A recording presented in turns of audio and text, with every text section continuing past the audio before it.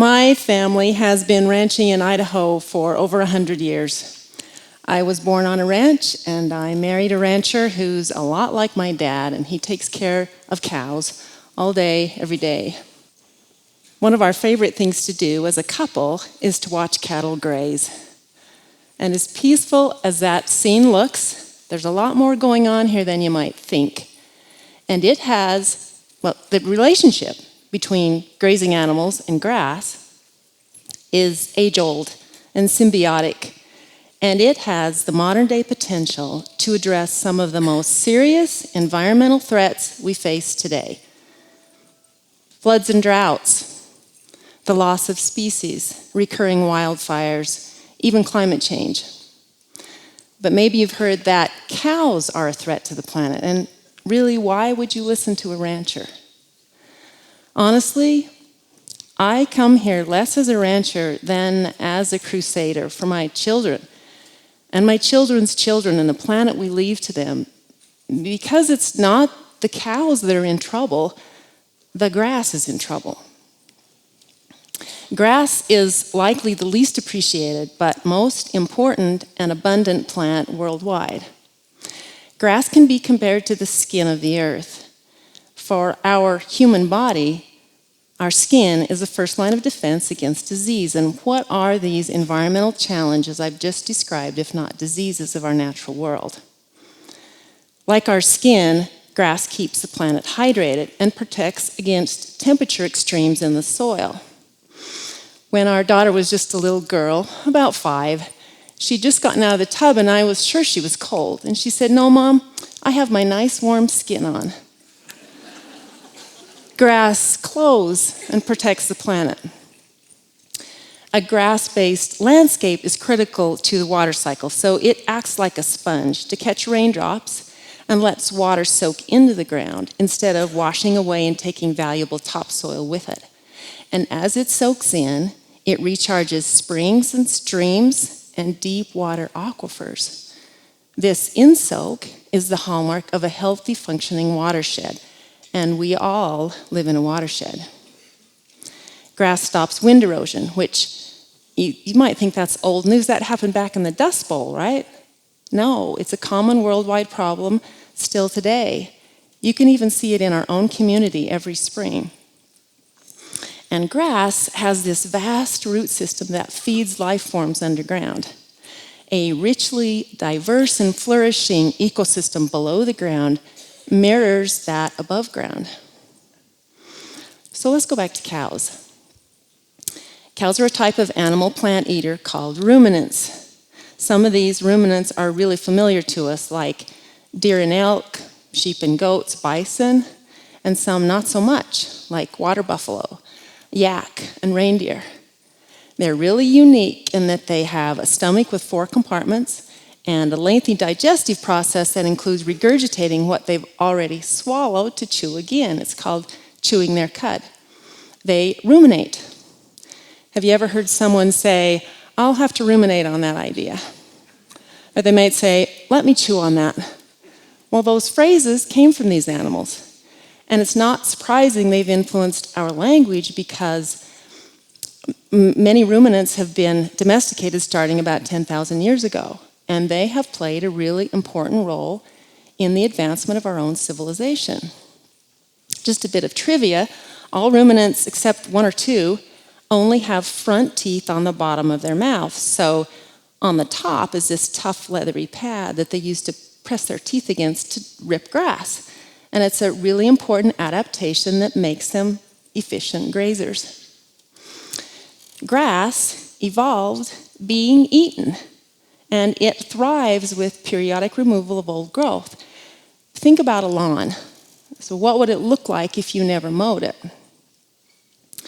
Large ruminants also till the soil with their hooves, which creates that seed-to-soil contact that is necessary for seed germination. The grazing process yields 2 very important outcomes. So first of all, it converts much of the sheer tonnage of plants that grow every year, which are high in fiber, low in nutrients, and hard to digest, into a highly digestible, nutrient-dense food, meat. which is then available to omnivores like us and carnivores further up the food chain. Second, it recycles the nutrients and energy locked in those plants and returns them to the soil in the form of dung and urine to start the cycle again. In the soil are billions of microscopic decomposers. They feed on one another, they trade goods with roots, and they build soil fertility. Well, they need recycled plant matter to feed the system. So if you choose to eat meat or not, I mean, that's your decision. But if you care about the planet, you should care about this cycle. What I've just described is a resilient landscape, one that will bounce back after wildfire, or take on heavy rains or snowmelt without flooding, or can withstand prolonged drought. And it's not just for cows and grass. It's for all kinds of plants and animals, insects.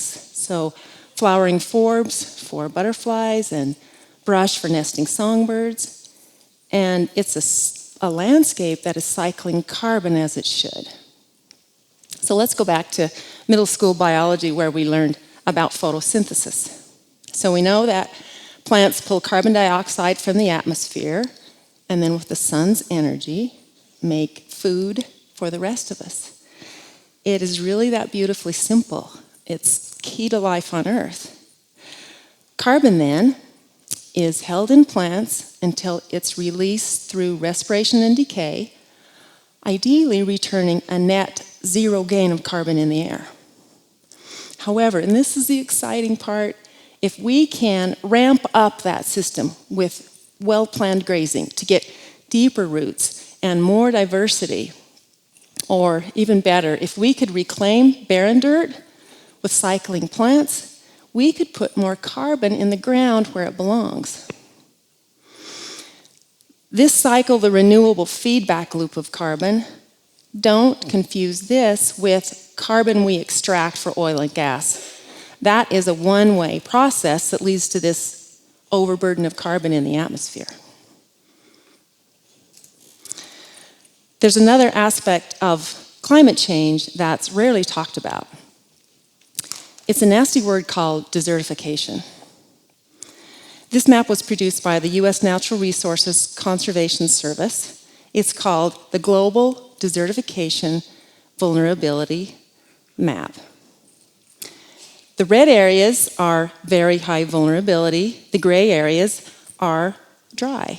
Now, desertification means fertile land turning into desert.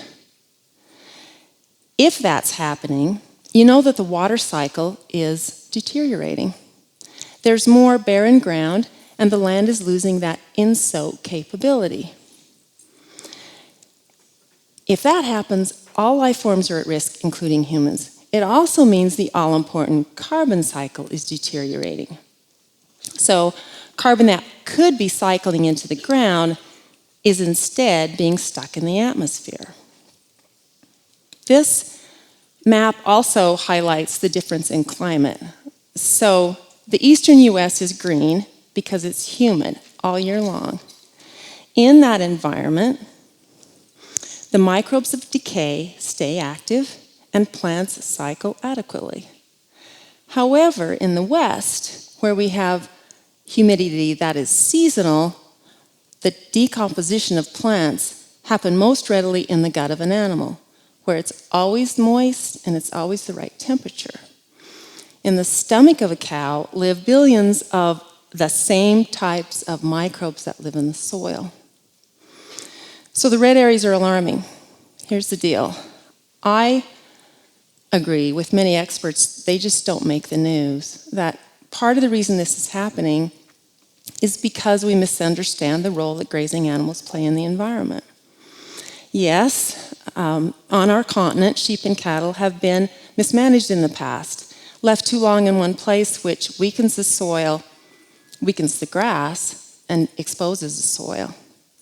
But in our ignorance, we've overcorrected by taking animals off the land, removing a vital chain link in the chain of ecosystem health, when what we needed was simply a better way to manage these animals.